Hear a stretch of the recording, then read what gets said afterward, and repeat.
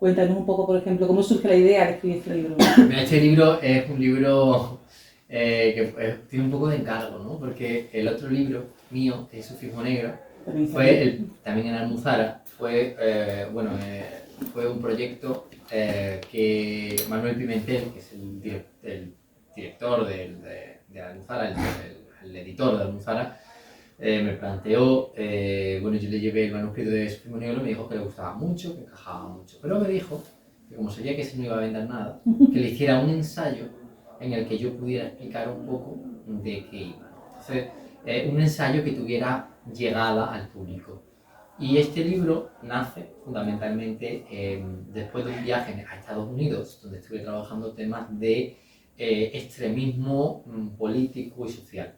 Entonces este libro lo que intenta es, en un tono, digamos, cercano, porque realmente la beta tester, la lectora de pruebas fue mi madre, intenta explicar qué es eso del populismo islámico y cómo encaja en la situación tan compleja que estamos viviendo actualmente. Es decir, es un reto auténtico, pues no solo para la comunidad musulmana, sino para la comunidad global, y cómo eso no es un fenómeno aislado solamente para los musulmanes, sino además es un fenómeno que se plantea desafortunadamente en muchos sitios, en muchos aspectos de la sociedad, en muchos planos de la sociedad. Entonces, el libro se estructura, es un viaje desmontando un poco los tópicos, los aspectos, ¿no? Porque al final se da demasiada importancia o se ha dado una visión muy monocromática o muy ingenua de lo que significa todo esto. Entonces yo lo que propuse fue intentar leer los problemas sociales que estén dentro de la comunidad y cómo estos van generando al fin y al cabo un problema muy serio. Hay un primer capítulo que desmonta un poco el uso político de la palabra umma, que es comunidad, pero que en el siglo XIX, el siglo XX se ha transformado en una cosa diferente. También pues intenté explicar un poco cómo se construyen los líderes de este populismo islámico, no muy diferente a cómo se construye el Bolsonaro o Trump. Lo que pasa es que el populismo islámico viene de más lejos, nace en el siglo XIX, se consolida en el siglo XX y en el siglo XXI con las redes explota, es decir, tiene un punto, ¿no? Pero yo me acuerdo siempre que cuando mi madre terminó de leer el primer borrador, decía, hombre, pero si esto me suena mucho a muchos de los grupos que hay tan digamos, entre comillas, negativos, ¿no? Socialmente, ¿no? Radicales, extremistas de otros tipos, si les pones como dice, así dijo mi madre, pues si le pones una chilaba, pues ya aparecen, ¿no? Lo que es. Entonces, uno de los grandes problemas que nos planteamos es cómo se construye el discurso. Y el discurso al final se construye en una línea compleja, ¿vale? Se construye en una línea compleja, plantea el tema de, por ejemplo, las fake news musulmanas, que yo le he llamado fake ilm, falso conocimiento. Por ejemplo, cosas como el hombre nunca fue a la luna. Sabéis que uno de los puntos más importantes es el ratón Mickey Haram. No sé si sabéis que el ratón Mickey Haram, hay una fatwa en Arabia Saudí que dice que el ratón Mickey Haram, ¿sabes por qué? Porque los ratones supuestamente son los compañeros del shaitán. Entonces este señor, que es un predicador muy afamado, había puesto que evidentemente hay una fatwa contra el ratón Mickey, ¿no? Pero no porque fuese un personaje ficticio, ¿no? Pero él lo veía como que podía destruir porque era un ratón, no ni siquiera el hecho diferencial que tenía, ¿no? Estas son las propagandas simpáticas, después hay otras menos simpáticas, como el tema de la mutilación genital femenina, que es un tema del que lo tenemos como muy asociado al mundo del África al sur del Sahara, pero que en entornos, por ejemplo, de populistas islámicos empieza a surgir, como no tan radical, pero con menos lesivo, pero siempre vulnerando la dignidad de la mujer. Todos los problemas que han surgido con lo político y sobre todo un punto muy importante que es la conquista de la moral, es decir, el decirte qué tienes tú que pensar, qué es lo políticamente correcto, bajo una falsa apariencia religiosa, en temas que el Islam nunca se metería, ahí se mete. Yo creo que uno de los grandes problemas que hay, ¿no? Y los capítulos finales se dedican al problema más visible, porque todo esto es es anecdótico, la gente dice, bueno, son cosas sociológicas, no son tan importantes, pero el problema real pues es la radicalización violenta. El problema de la radicalización violenta es mucho más grave de lo que parece, porque además yo lo que hago es que hago una génesis de cómo se ha producido. Y desde aquel terrorismo idealista que es propio de los años 60, 70, 80 en muchos países, acordaros del IRA, la ETA, no nos pilla tan lejos. No hace ni 20 años son 15 años que dejaron de operar, ¿no? IRA, ETA, las guerrillas, todo esto, pues ese modelo se llevó al mundo islámico. La revolución iraní marcó un punto de inflexión, la guerra de Afganistán, la primera contra el mundo soviético, pues también. Cuando llegaron los 90, surgió pues todo lo que fue esa realidad de Al-Qaeda, que era todo un terrorismo ideológico, es decir, tenía una base ideológica y pretendía conseguir unos ideales. Pero cuando Al-Qaeda cayó por el sometimiento, digamos, de la maquinaria occidental, o sea, de la presión internacional, surgió el Estado Islámico. Y el problema de Daesh no funciona con una clave normal, Daesh funciona con una clave postmoderna. Las mentes que están creando Daesh ya no son ideológicas, son de crear el terror por el terror. Un terror por el terror que si cogemos los textos que están editados en Estados Unidos y en otros países, los textos que manejan, nos sorprenderemos que son muy primarios, pero que pueden ser entendidos por cualquier persona, aunque no tenga conocimiento cristiano. Lo cual, esto nos debería de dar a pensar de que ya no se trata de un tema de Islam o no Islam. Se trata de un problema muchísimo más hondo que se basa en una estructura social. El problema del surgimiento de los lobos solitarios, el cambio tan grande que ha habido, eso es un problema y eso afecta a mucha gente, sobre todo a gente vulnerable. Y ahí es donde yo quería incidir mucho. El que se radicaliza, da igual el que se radicalice en un entorno, por ejemplo, protestante, un entorno judío, un entorno musulmán o en un entorno ateo, ¿vale? Porque se haga anarquista radical, es siempre el mismo perfil. Una persona vulnerable, débil, desarraigada, que quiere encontrar un ideal mayor. El problema es que hemos llegado a un punto de nihilismo que recuerda muchísimo, yo lo decía, las acciones de Daesh recuerdan muchísimo a Fyodor Dostoyevsky. Los demonios, los hermanos Karamazov, son personajes que no tienen alma, que su búsqueda es crear la destrucción por la destrucción.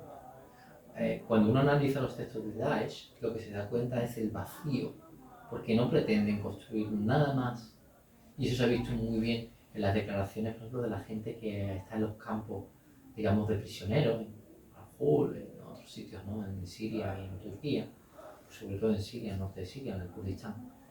Y el problema es, esta gente no tiene un discurso de verdad. Fueron seducidos por una especie de fantasma, un ideal que ni siquiera estaba concretado en unas acciones. Y esto es lo más terrorífico de esta película.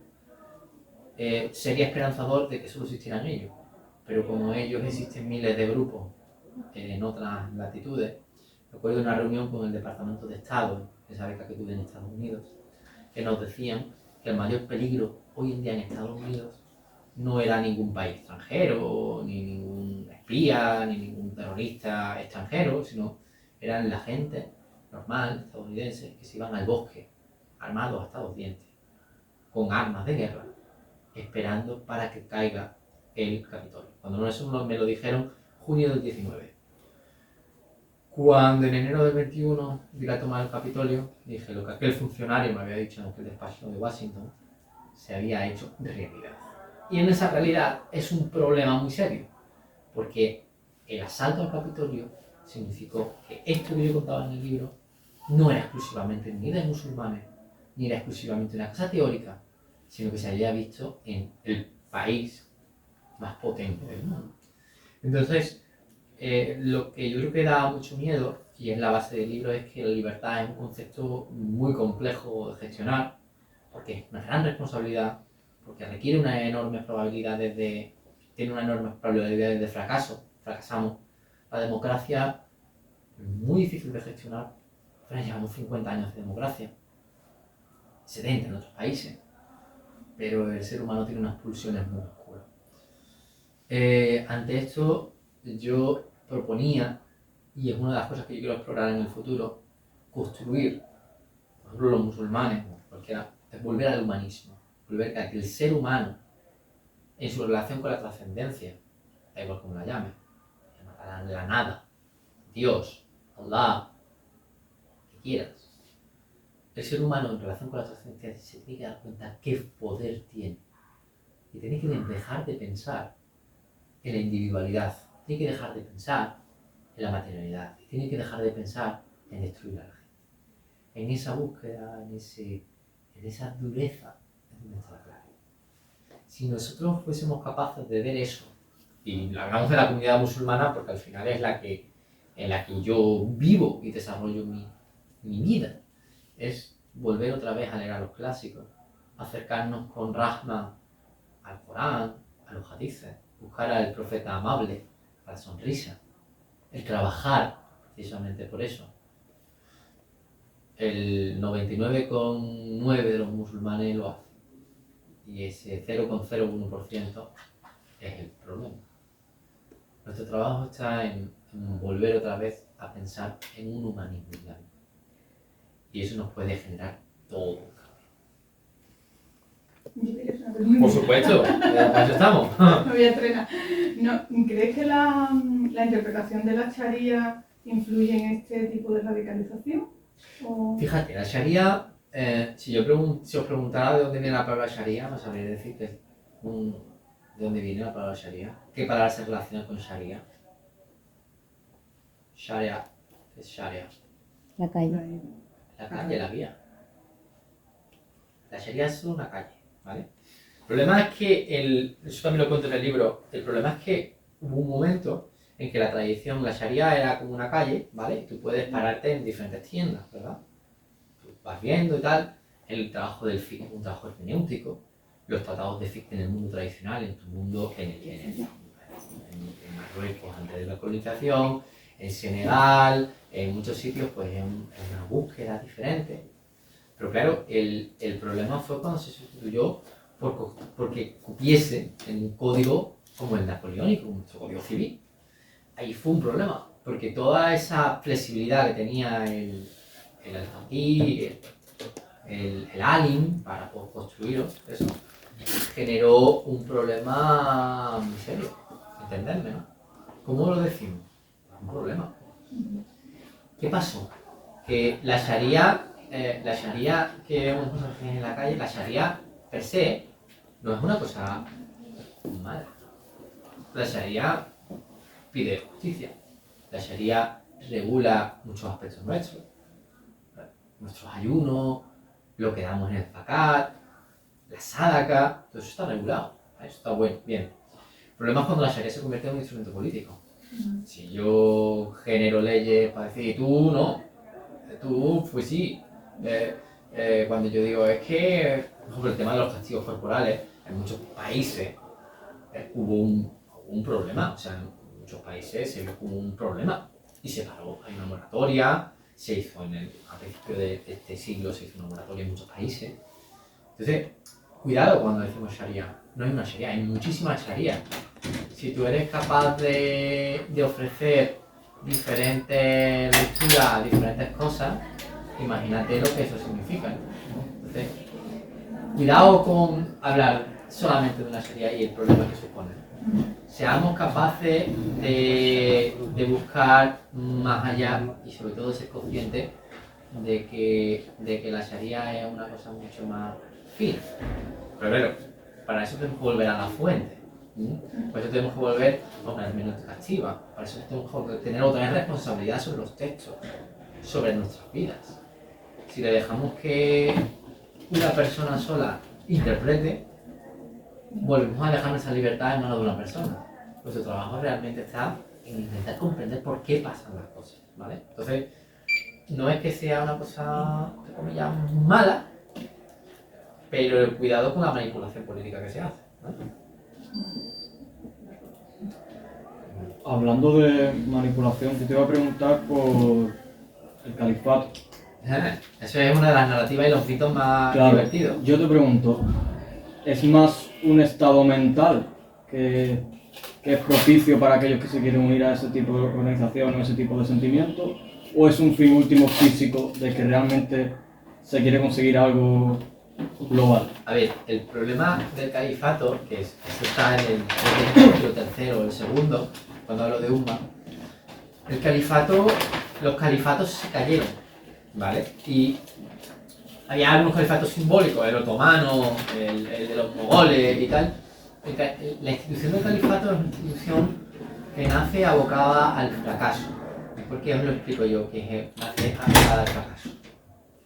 Porque es muy complicado seguir la herencia para un musulmán de verdad, o cuando me refiero a un musulmán de verdad, para un musulmán mumin, arraigado en la divinidad, es muy difícil seguir la idea o sea, seguir el ejemplo de Abu Bakr, de Omar, de Uthman y de Ali, todo para que no juegan, ¿no? Imaginaros lo que significa eso desde un punto de vista, ¿me entiendes? El gran problema que tenemos desde un punto de vista, ¿cómo te digo?, intelectual, es que los demás califatos son copias. No nos engañemos. El que tú seas nombrado califa no te asegura que tú seas el mejor gestor político y social, ¿vale? El problema es que el califato se resignifica en el siglo XIX y lo resignifica un señor que se llama Afghani y sus discípulos Abdú y Rashid Rida. Ellos resignifican y con un tono romántico romantizan lo que significa el califato, porque es muy atractivo.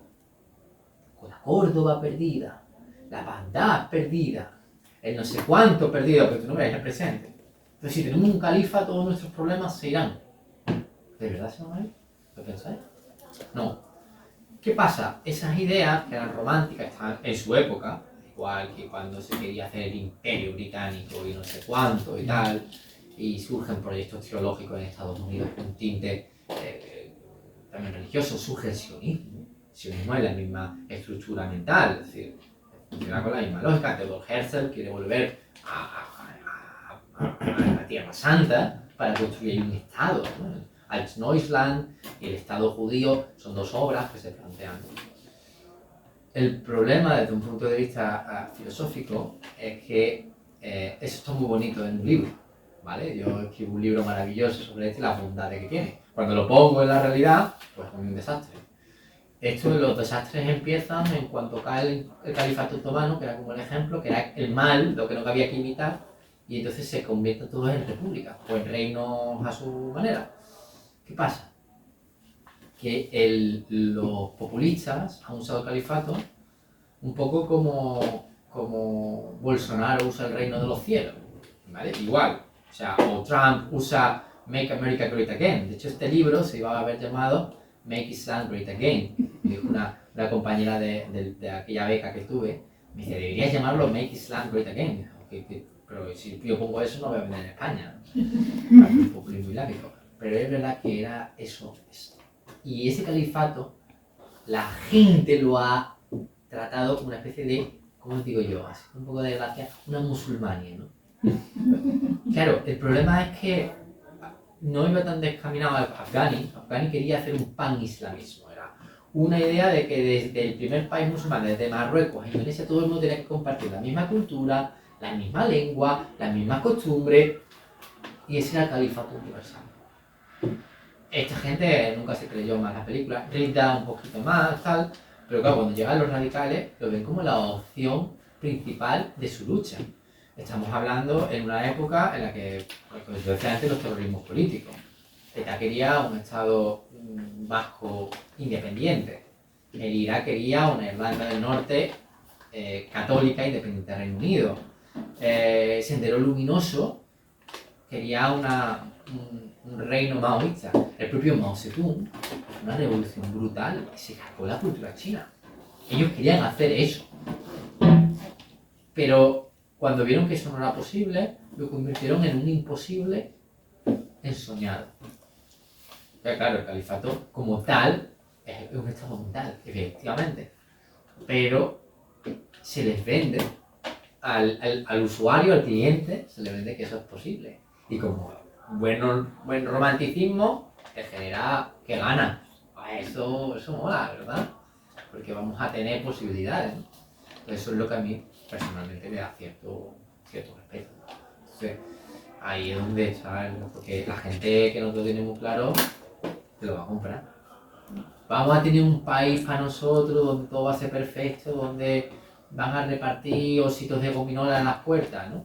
Pues eso es un poco aquella cosa, ¿no? Pero es muy peligroso. Porque, ¿y si tú no piensas igual que yo?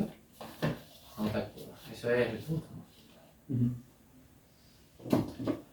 Yo tengo un par de dudas que, Por supuesto. con el discurso que has dado, a mí me interesa saber tu visión, porque has pasado por encima, has hecho una pequeña diferenciación entre Al-Qaeda y Daesh, Sí.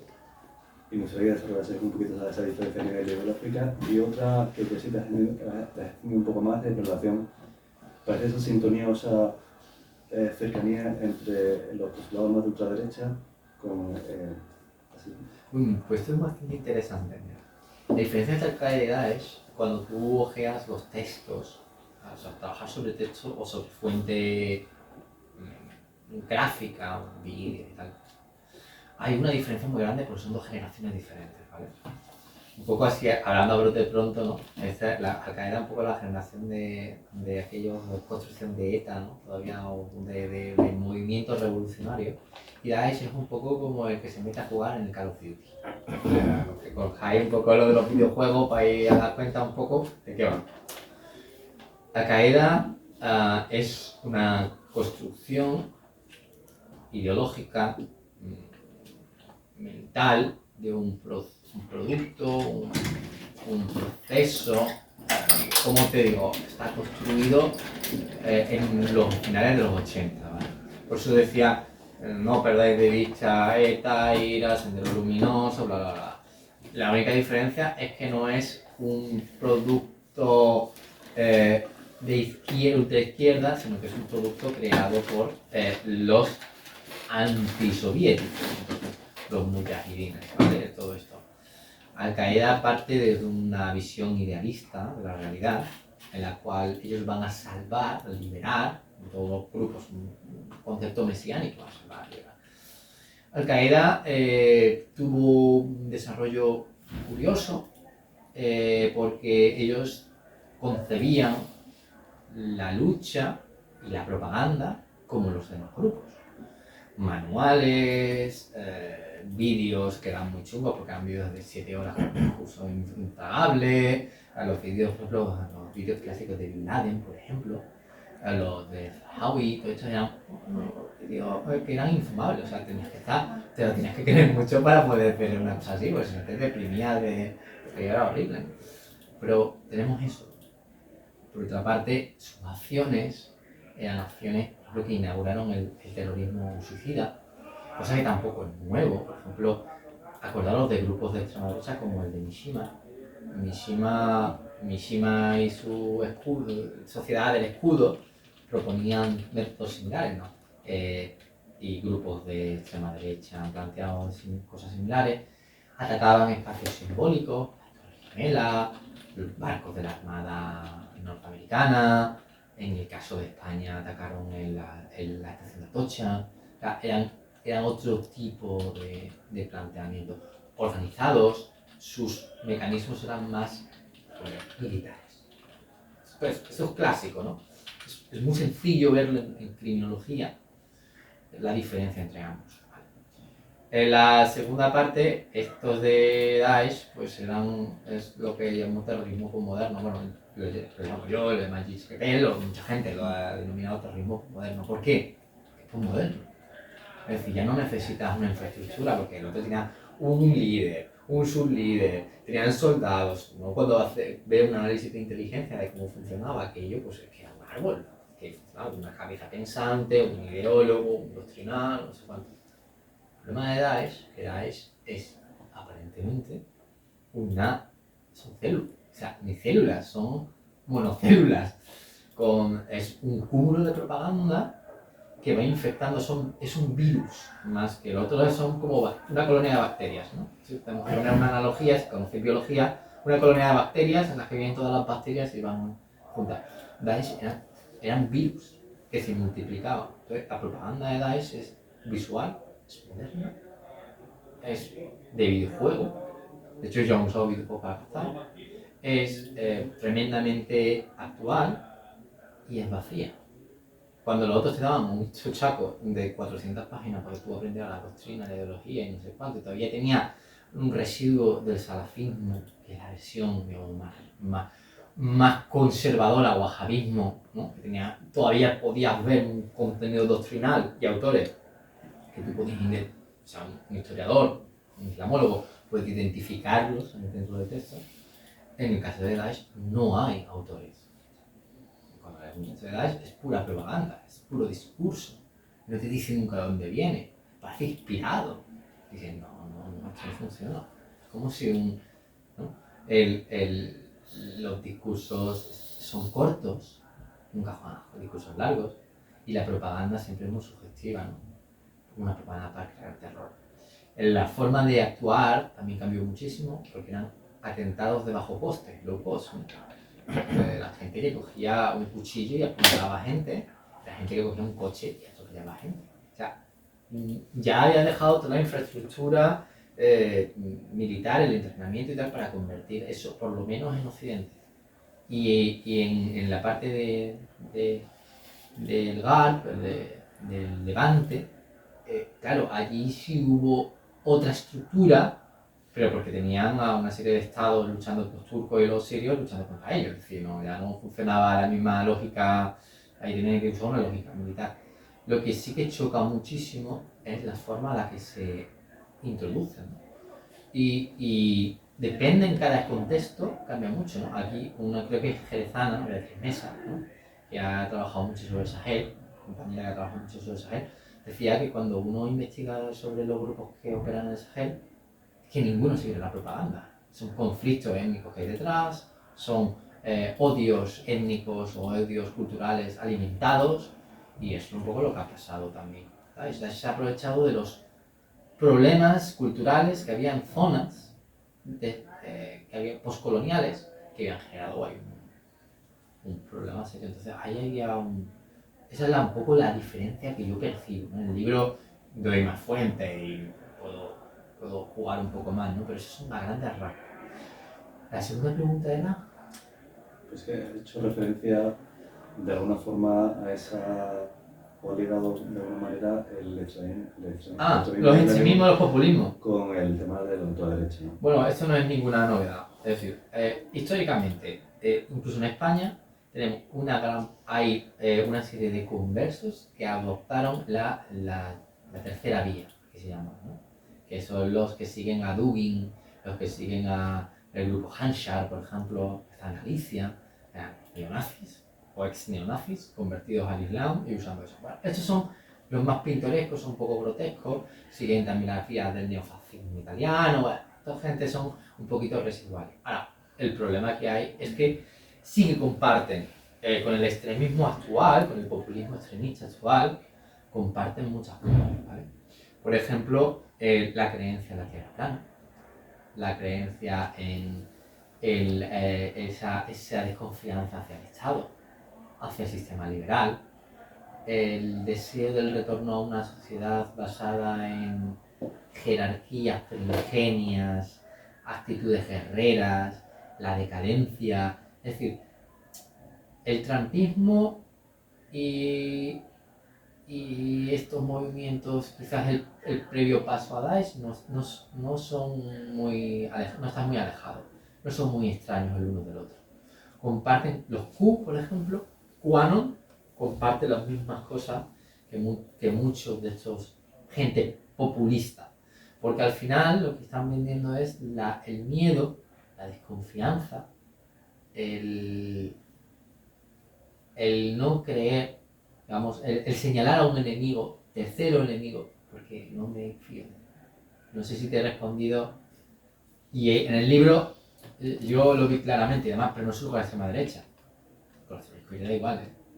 O sea, las relaciones que hay entre extrema izquierda e Irán, por ejemplo, o por ejemplo, también la utilización determinados grupos, es decir, han estado siempre presentes, ¿no? Eso es, por ejemplo, la causa palestina también ha dejado mucha utilización muy burda política de todo esto, pues han aprovechado y ahí hay un problema muy grande, ¿no? Porque hoy cuando vemos la conflictividad, el pseudo conflicto que hay entre Marruecos y Argelia, son dos posiciones que se plantean, o sea, ahí juegan muchos factores, pero es verdad que existe eso. Yo tengo una duda. Bueno, primero darte las gracias por estar. Y luego te quiero preguntar ¿cómo combate la UMMA ahora mismo el populismo islámico? Quiero decir, ¿cómo se combate y cuál es la responsabilidad que tenemos en términos generales como comunidad? Y que antes hablabas de la educación, de los sectores, de los más vulnerables, o sea, ¿cómo se puede combatir? Muchas gracias, Belén, por tu pregunta. La verdad es que, bueno, esto sí que no es fácil. Bueno, hay gente, o sea, por ejemplo, a mí se me ocurre, la persona que visitamos en Estados Unidos que más hacía esto era Hamza Yusuf. En el mundo islámico se combate desde las técnicas tradicionales, ¿vale? El retorno a la tradición, y tradición significa lo que es digno de ser contado, no una cosa conservadora ni una cosa de restitutiva, sino lo que es digno de ser contado. Los maestros tradicionales, las escuelas, las formas hermenéuticas, todo esto es un arma magnífica. Yo muchas veces me hacía la pregunta que por qué en Senegal, a diferencia de todos sus vecinos, no había nada. Y claro, me dijeron, no, es que los maestros tradicionales no han permitido nunca que esta gente entre, ni que entre su dinero. O sea, yo pobre, pero digno. No venga usted de país X a comprarme, no venga de tal. El Senegal tuvo una política cero, por ejemplo, con eso. Y eso ha sido uno de los puntos. ¿Qué pasa? Cuanto más globalizado está el mundo, más fácil es corromper las mentes. Cuanto más globalizado está el mundo, más fácil es entrar en tu ordenador. Entonces, imaginaros qué difícil es esto, ¿no? Y ahí el retorno a la tradición, que no significa, como digo, volver a una lectura conservadora, sino, por ejemplo, volver a aceptar que el Islam tiene muchas culturas, que tan musulmán es una persona de la India como de Indonesia, como un afroamericano del Bronx, y no creer que los árabes son la quinta esencia del Islam, ¿no? Eso ayuda mucho a bajar los humos, porque cuando vas a otros países y ves, por ejemplo, a mí se me ocurre en Mauritania, las mujeres con las melfas de colores, o cuando vas a la India y te encuentras con la gente con su propia forma de expresarse, las lenguas, la diversidad. Ese es el mejor antídoto contra eso. ¿Por qué? Porque al final esto no deja de ser un nacionalismo muy burdo. O sea, nosotros los musulmanes somos los más mejores del mundo y los que no, a la hoguera. Eso del nacionalismo es el cáncer del mundo. Porque dice que mi grupo es el mejor y el tuyo, y tú eres el mal. No funciona así. El Islam siempre ha sido muy abierto. Pensad que el Islam, vosotros pensad que cuando se expande, el Islam nace en unas coordenadas de cultura clásica. El Islam es hijo de Grecia y de Roma y del mundo hebreo, ¿vale? Pero el judío-cristianismo. ¿A nadie le extraña que los musulmanes se expandan casi sin violencia por el norte de África? ¿Quién vivía en el norte de África? ¿Ha sido un tal San Agustín de Hipona? Y ese es donde vivía, había un Tagaste, y Tagaste está en Túnez. Oye, y el San Agustín de Hipona, ¿qué era? Era Masí. Nadie se lo plantea como un Amasí, pero era Amasí. Cuando hubo una conversión de Amasí, es porque comparten las mismas claves. Cuando llegan aquí los musulmanes, encuentran unas claves muy parecidas. Al-Ándalus es grande, obtiene potencia internacional, porque es capaz de sintetizar lo que había antes con lo que hay después. Los musulmanes son poderosos en la Edad Media porque son capaces de aceptarlo de los demás, incorporarlo a su mundo y no decir hacerlo pasar por mío. Es decir, esto viene de tal. De hecho, los filósofos, es muy curioso que la figura de Hermes Trismegisto y el hermetismo pasa directamente al profeta Idris. Este Hermes del que hablan esta gente, o este Platón, son gente que merece. Platón era un sabio para Al-Farabi. Un sabio, y Aristóteles para Averroes. Ellos no perciben lo del extranjero. Esto es un invento muy reciente. Al final, mira que da coraje decirlo, pero al final el populismo islámico le debe mucho al discurso de la nación alemana de Fichte, cuando dice, la nación alemana es la que debe predominar, porque nosotros tenemos la cultura y la visión. ¡Ojo! ¡Peligro! Este es el romanticismo. Los musulmanes no viven al margen del mundo globalizado. Y los musulmanes que crean, digamos, las tendencias, estas tendencias en el siglo XIX, eso se crea en el siglo XIX, eran lectores de todos estos personajes. Imaginaos lo que significa. No sé si te he respondido. Sí, sí me parece complejo como creo que el principal reto actual es como la lucha, entre comillas, evidentemente, entre dos como discursos, o lo que tú dices, la tradición, la vuelta a la tradición, al libro, los hadices, etc. Y el discurso imperante que cala muchas veces en las redes sociales. Que es el conservadurismo. Claro, es que la tradición, como decía, la tradición no es conservadurismo, porque la tradición exige hermenéutica, ¿vale? Entonces, una persona tradicional me dice, a estudiar el texto, y ahora me lo comentas. El examen tradicional, un sabio se forma, memoriza el texto y aprende a comentar. Y cuando lo tiene comentado, se lo dice al maestro, y el maestro dice, vale, felicidades, ya eres tu maestro. Ahora a enseñar a otros a hacer esto. Comentarios, glosas. Si tú eres pero en el mundo contemporáneo, pues el conservadurismo dice, no, lo que diga fulano, y fulano es un sabio y tú eres un ignorante, porque tú no llegas al nivel de fulano, porque fulano hay un personaje, por ejemplo, en concreto, que se usa mucho en estos ambientes, que es Ibn Taymiyya. Ibn Taymiyya es como, bueno, no se puede decir que es como Dios, pero no, es como una persona referencial para esta gente. Ibn Taymiyya no se ve en contexto. Nadie sabe leerlo en contexto, nadie sabe que toda su obra es una lucha contra el aristotelismo, ¿vale? Por ejemplo, hay que estudiar Aristóteles. Claro, pero sin embargo, Ibn Taymiyya, quiere decir, Daesh lo utiliza como su principal, quiere decir, se utiliza como su maestro, como su referente. Claro, pero lo usa vacío. De hecho, claro. Pero eso es como cuando, por ejemplo, ¿de qué te digo yo? Como cuando los grupos nazis usan a Nietzsche. ¿Me entiendes? Un grupo neonazi que usa a Nietzsche hace lo mismo que hace Daesh cuando usa Ibn Taymiyya. Si tú lo sacas de contexto, te puedo decir que cualquier autor que hay en esta librería, prácticamente, lo puedo llevar a mi terreno. Pero eso no tiene nada intelectual. Ni siquiera hay coordenadas intelectuales. El gran problema que yo creo que pasa en la comunidad islámica, especialmente en Occidente, es que se necesita formación. No puede ser voluntarismo. Yo opino o yo creo que no puede ser voluntarismo. Es decir, un profesional religioso debe estar formado en tradición. No puede ser voluntario. Porque el problema del voluntario es que no le puedes pedir cuentas. Yo me tengo que formar para poder defender una visión. ¿Vale? No sé si te lo sí. Yo creo que es uno de los puntos más complejos de eso. Sí, sobre todo porque, quiero decir, quién forma, de qué modo forma y quiénes son los referentes al final de la comunidad y qué responsabilidad tiene para con aquellos, lo que tú bien dices, ¿no? Sobre la tradición, sobre cómo se comunica y también sobre cómo se comunica a aquellos que no son, claro, que no son musulmanes. Claro, es que eso es uno de los grandes problemas, es decir, cómo comunicas tú a una persona que no lo sabe, cómo comunicas entre la comunidad. Es decir, claro.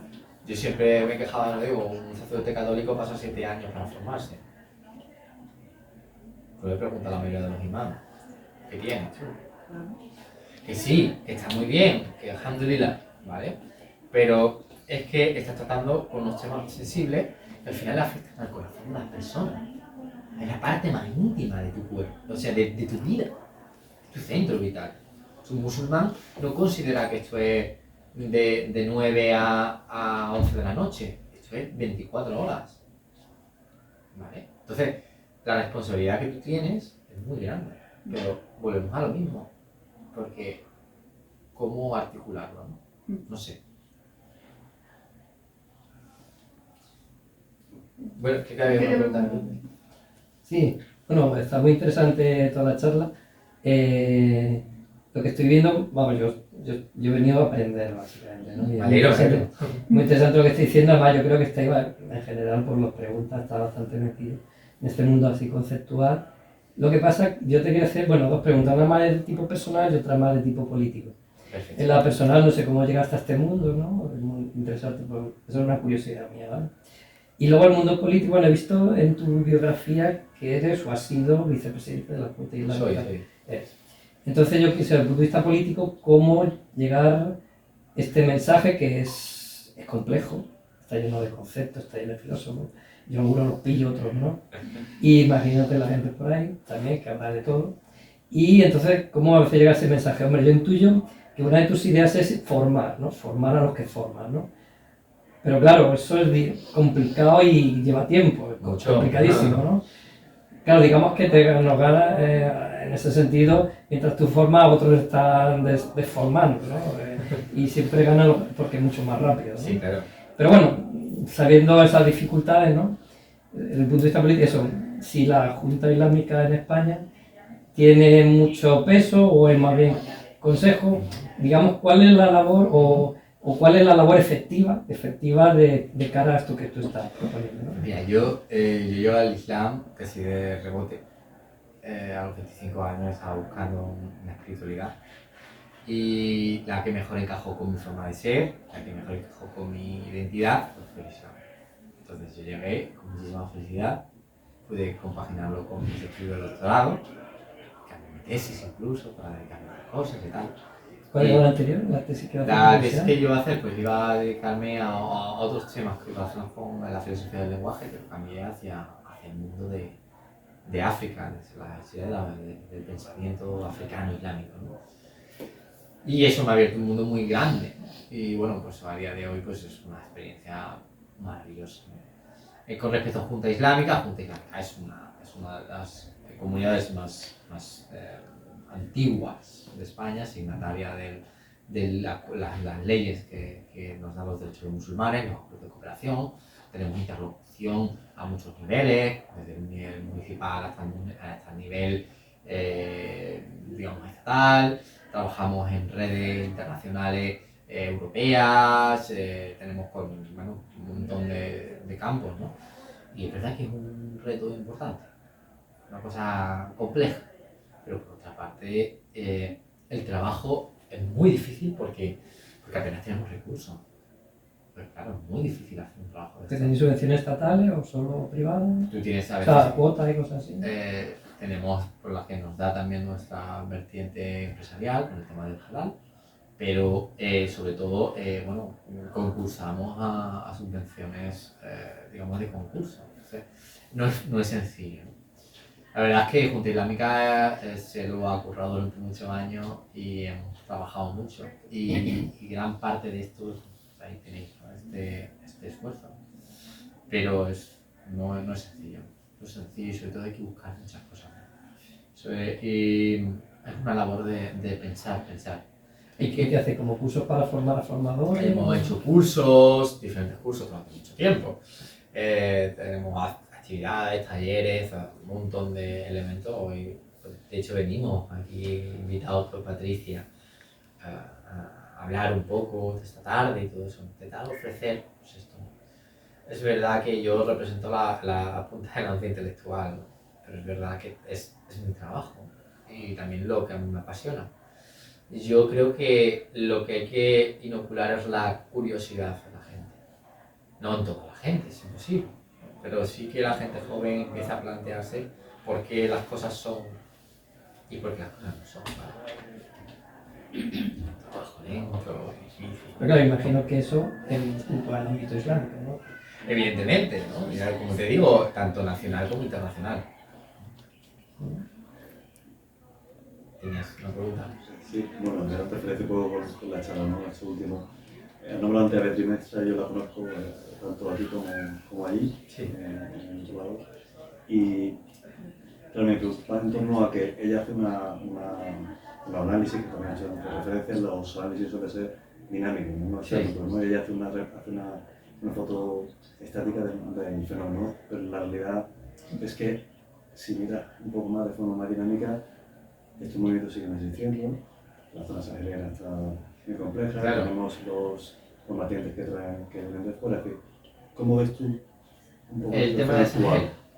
No, Sahel un poco no, en general. Global. Sí. Pues mira, como vivimos en un momento geopolítico tremendamente convulso y muy posmoderno también, o sea, ya las cosas con identidad no existen, ¿vale? Existen fantasmas. Vivimos en el mundo de los fantasmas.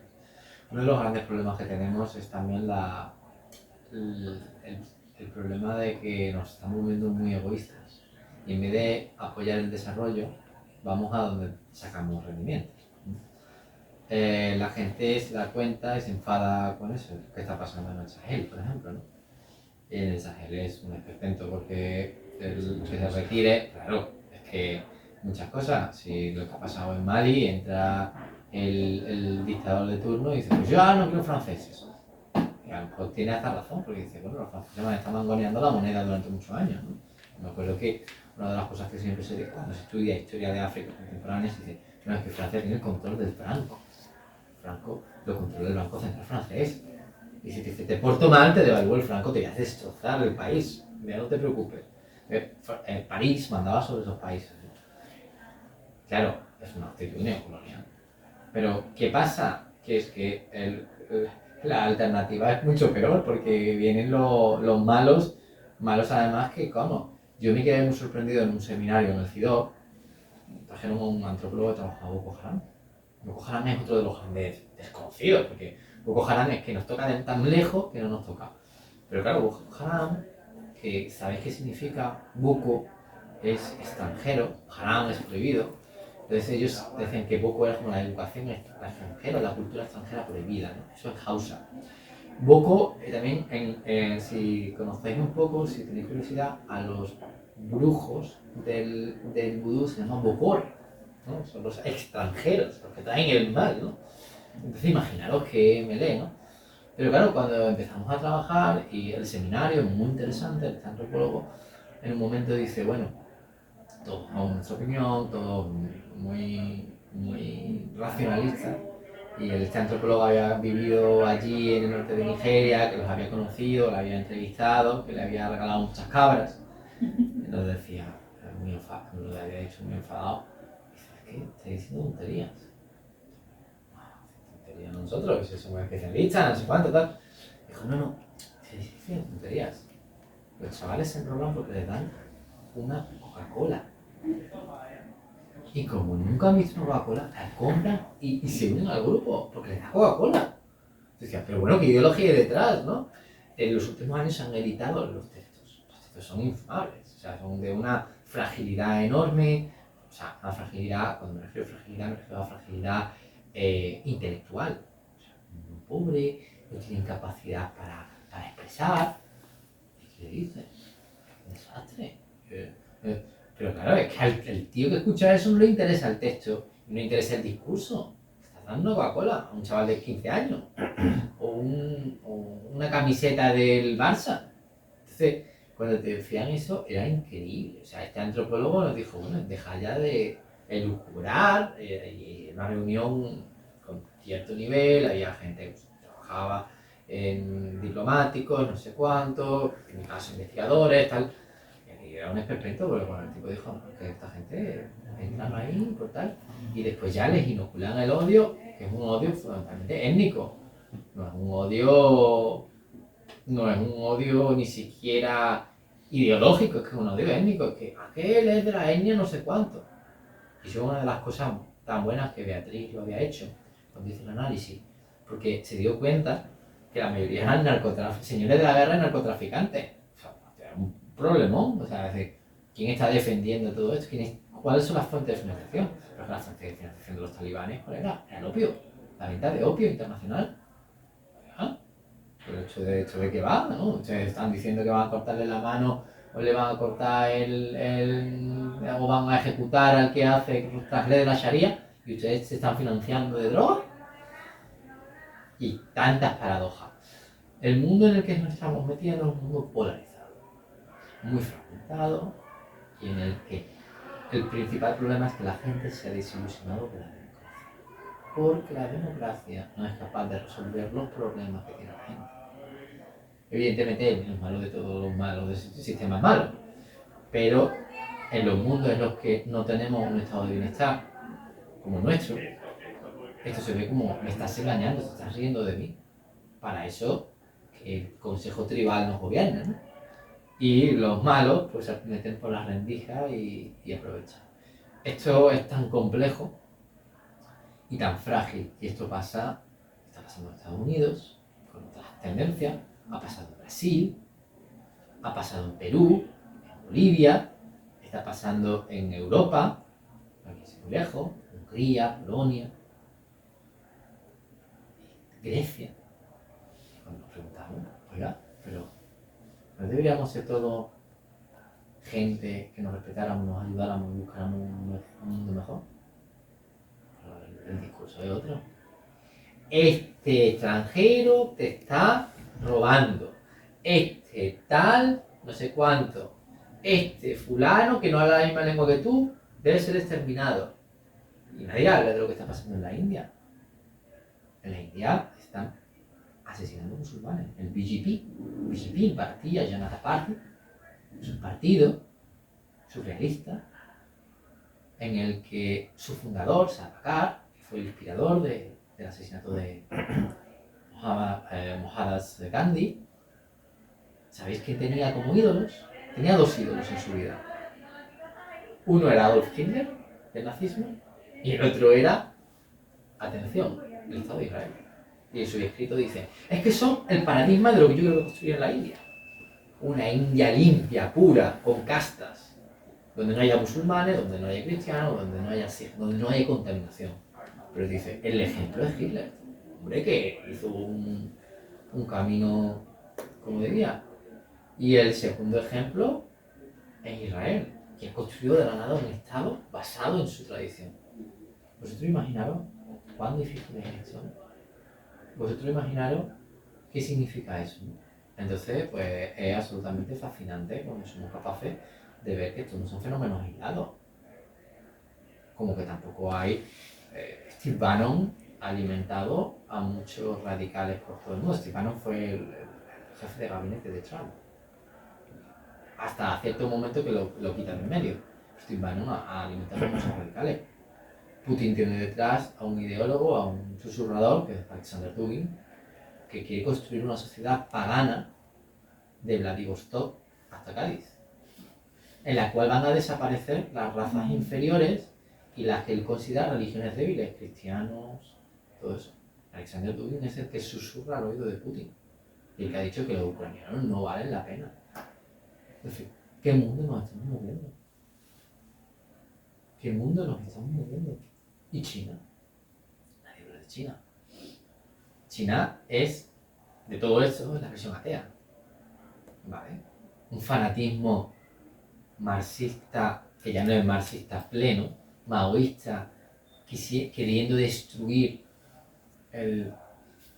la cultura. Ahora usan cultura para atraer turistas. Pero la Revolución Roja, ¿sabes lo que hizo? Quemaban los templos, quemaban los libros, mataban a la gente. Y hoy en día, tibetanos, musulmanes y otras minorías están perseguidas en Chile. O sea, ¿qué nos estamos encontrando? Un mundo muy difícil, cada vez más difícil. Un mundo que necesitamos volver a pensar muchas cosas. No sé si te he respondido. ¿Alguna cosita más? Yo tengo una curiosidad, no Sí. tanto a la hora de... O sea, una vez que vas a publicar el libro de Mark tú o lo estás escribiendo, ¿te autocensuraste en algo o te dijeron No, algo? yo no me he autocensurado en nada. No creo que, además, no, el libro no... Yo hice un libro académico pero entendible para la gente de la calle.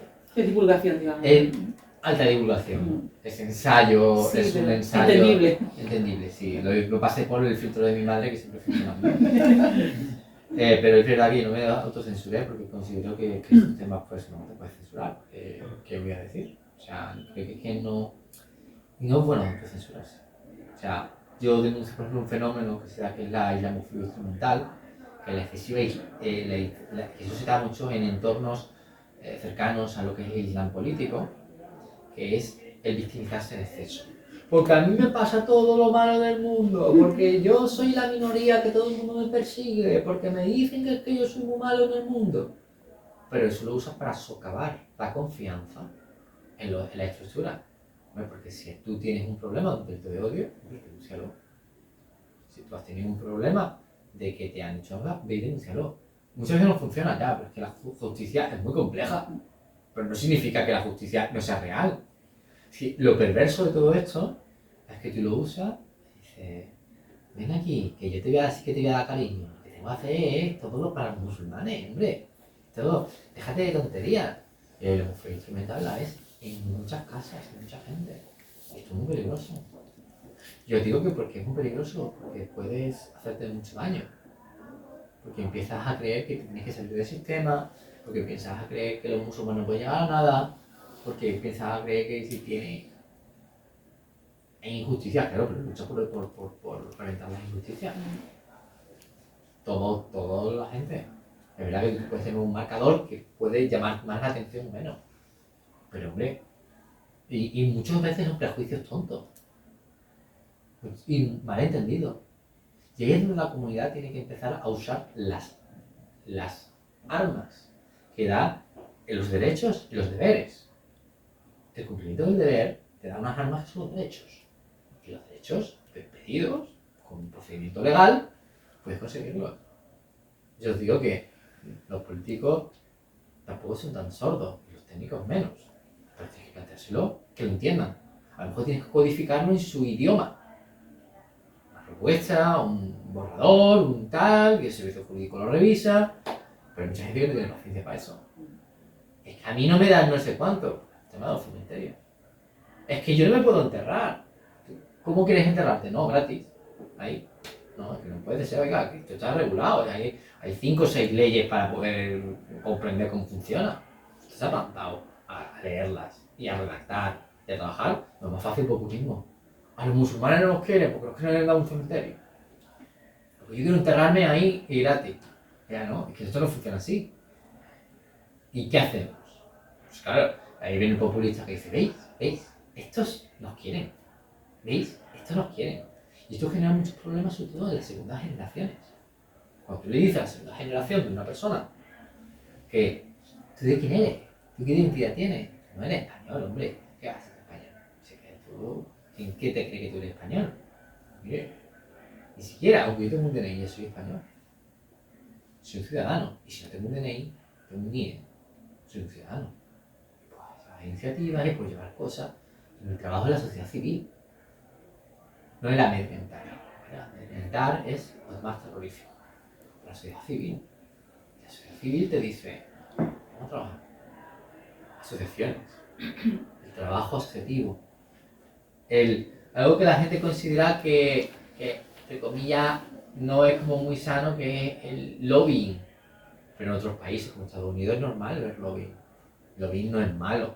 Simplemente explicarle en privado y legalmente a una serie de personas cómo funcionan cosas que no conocen.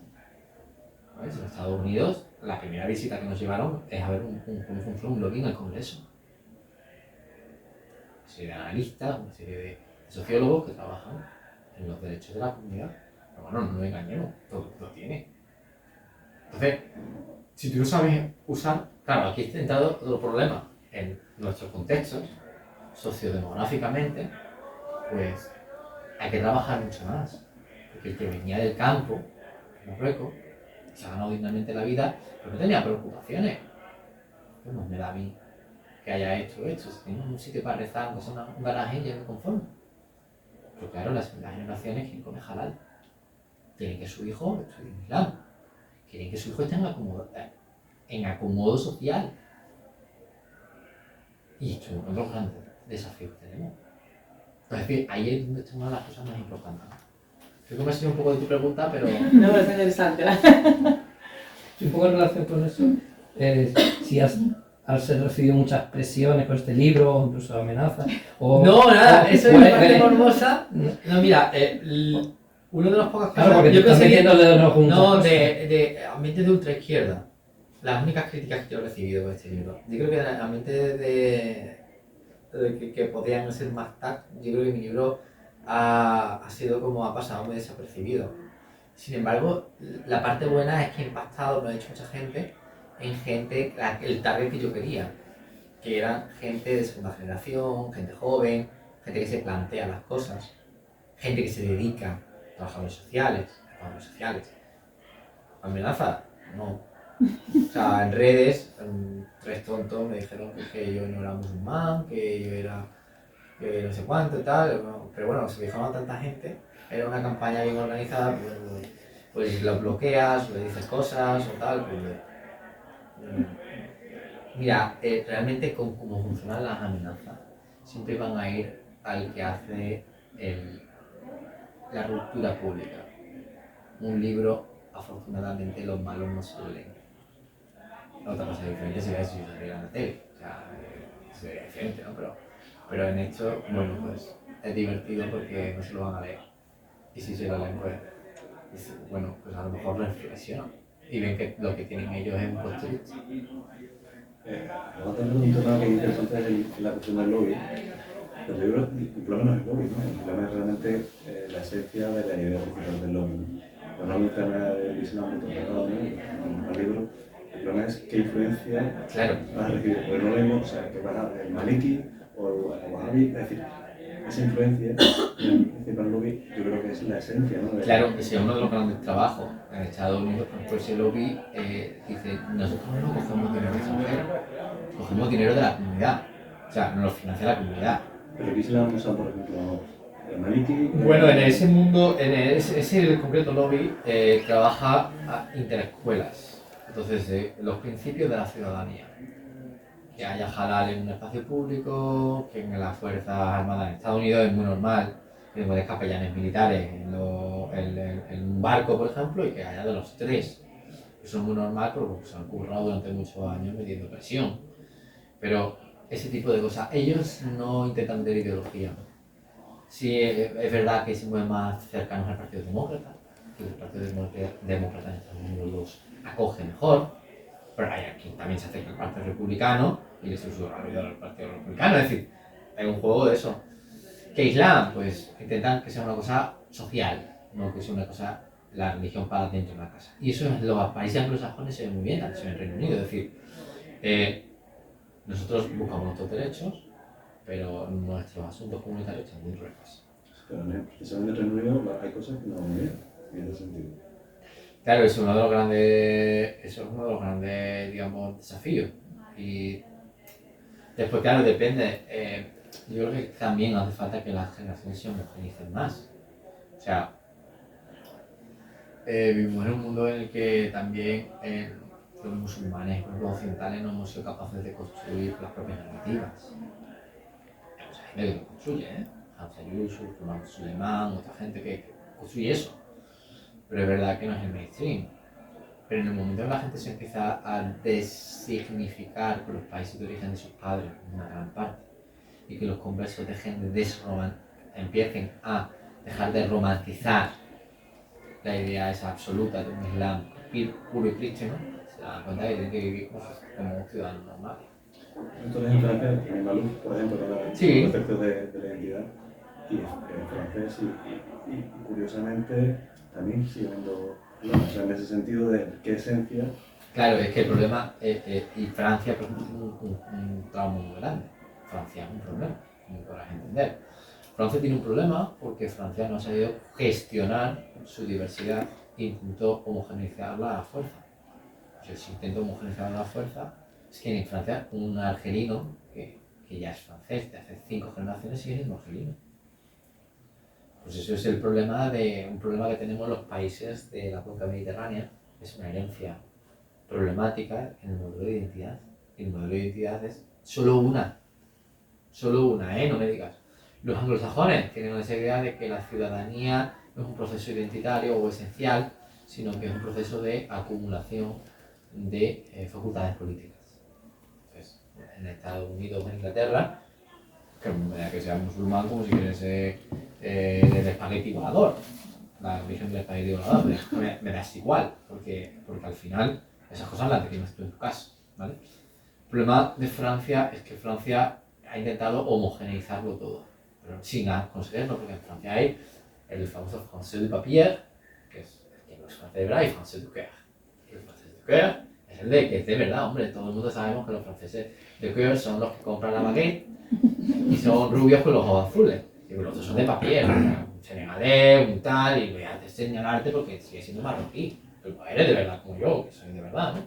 Entonces, el problema es realmente qué significa Europa. Y en el caso de Europa, que es lo que nos atañe, yo me acuerdo de una reunión con el difunto presidente del Europarlamento, David Sassoli, que decía, hay que trabajar por ser capaces de que se reconozca que el Islam es parte de Europa, de su identidad, de su herencia. Y ven a Averroes, a Bucasis, ¿dónde nacieron? A Mutamid, a Abderrahmán III. Abderrahmán III, el amigo de la Navarra. ¿Vale? Seguimos. Pues Ibn Arabi era el místico más importante del Islam, el místico más importante del Islam, posiblemente el místico más importante de la historia, con una obra ingente. Averroes. Y esta gente formaban parte del patrimonio de Europa. Y Al-Idrisi, que hizo la primera representación geográfica, uno de los primeros mapas, vivía en Sicilia. Y los turcos otomanos, Piri Reis, que hizo el primer mapa del mundo, en el mundo islámico, el primer mapa con América, pensado por América, en los contactos que tenían. Es decir, este patrimonio nos pertenece a todos, y los musulmanes no somos extranjeros. Nos quieren extranjerizar, pero no somos extranjeros, somos parte de la identidad, no solo de España. Que tú te vas a Polonia o te vas a Lituania, y allí hay musulmanes de hace 500 años. Son tátaros, son cosacos, ¿vale? Y te vas a los Balcanes, tradición preciosa y europea. Y los españoles se reclaman como europeos. Yo soy europeo, me decía el mufti de Sarajevo. Yo soy europeo, como tú. Y hablo una lengua europea, una lengua eslava. ¿Quién me dice que yo no soy un europeo? ¿Y por qué tiene que ser un búlgaro europeo? Si es por esa regla de tres. ¿Qué pasa? Somos los alemanes, los franceses y los belgas. Ahí es donde está el problema. La forma que concebimos la esencia. Si comenzamos a tener un mundo cosmopolita, tenemos más posibilidades de comprender la pluralidad. Por lo como politismo hay que trabajarlo. Habéis dicho Maluf pone el ejemplo del león africano. Y el león africano es la paradoja, la inteligencia de eso. El león africano era un almeriense, granadino. Almeriense es Jesús del Pasha. Era un granadino que de pequeñito se fue a Fez, porque sus padres emigraron perseguidos. Y en Fez creció y se convirtió en el secretario del embajador de los Sadi frente a los reinos de Mali. Y viajó hasta abajo. Lo dejó todo escrito. Y después fue a Egipto. Y cuando estaba volviendo a Marruecos, lo secuestraron los piratas venecianos. Y los piratas venecianos lo vendieron al Papa de Roma. Y el Papa de Roma, como que era un hombre instruido, lo liberó. Lo convirtió al cristianismo, aunque él dice que nunca acabó de convertir, y escribió un libro, Juan León el Africano. ¿Vale? Y Al-Ghazali, Mohammed Al-Ghazali. Imaginaros qué fuerza tiene esa narración. ¿Quién era él? Un rusí, un sadi, se había integrado perfectamente en África, al sur del Sahara, había vivido en Egipto, lo habían secuestrado, lo habían vendido como esclavo al Papa de Roma. El Papa de Roma estaba fascinado. Es un hombre que sabe leer tanto, que ha leído tanto, que conoce todo. ¿Qué mundo es ese? Y a mí Maluf lo coge por eso. A mí Maluf te deja asesinar, tiene un montón de libros que son estimulantes para pensar de que somos un poco tontos. Nos quedamos con nuestra casa porque al final es lo que nos gusta. Esa visión un poquito infantil de los niveles más mejores del mundo, ¿sabes? Yo, en mi equipo, aquí será el Jerez Deportivo, ¿no? Pero es que nos vamos más allá y el Betis y Sevilla. Y ahí se pelean mis alumnos se pelean porque qué es mejor, el Sevilla o el Betis, ¿no? Yo como soy del Madrid, pues no. Entonces, si os dais cuenta, veis la complejidad que se pone para nosotros y el reto tan fuerte que se pone para nosotros. Pensadlo. lo mejor para todos es el cosmopolitismo. Y los que hemos crecido en mi generación, los millennials, somos cosmopolitas.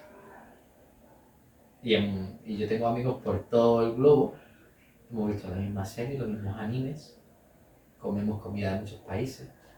Mi mujer sabe muy bien que cuando vamos a Inglaterra probamos toda la gama de comidas posibles, ¿no? Nos vestimos con ropas de todos los países. Mi camisa, la tengo mi cuñada de la India, de pantalones son unos Levi's. ¿Vale? Mis zapatos son españoles, de Alicante. Mis gafas son italianas. Yo es de Senegal. ¿Quién soy? ¿Y eso significa algo? No, es riqueza. El Islam nació en globalización. Pensamos que el profeta Mohammed vivía aislado, ¿no? El profeta Mohammed se movía en una caravana, iba a Damasco, que era en la Nueva York de la época, donde estaban todos los textos traducidos. ¿Sabes que había una traducción de la vida de Buda? Esa traducción en siríaco de la vida de Buda se tradujo al árabe, se llevó a Córdoba, de Córdoba se tradujo al hebreo y después en Toledo se tradujo al español. Era un sabio oriental, el Buda. Lo decía una amiga hebraísta hace poco, Racheli Pelet. Hemos encontrado esto es brutal. Qué estupidez, o sea, qué mundo, ¿no? Y cómo llega un texto que viene de China o del Tíbet, acaba en Córdoba o en Toledo. Pensadlo. Nunca hemos estado aislados. El aislamiento cultural es un estado, eso sí que es un estado mental, propio de ignorante.